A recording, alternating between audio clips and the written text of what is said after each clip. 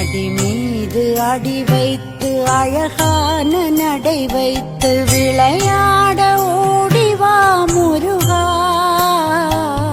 என்னோடு சேரவா முருகா. உன்னோடு சாய்ந்தாட உடலிங்கு தள்ளாட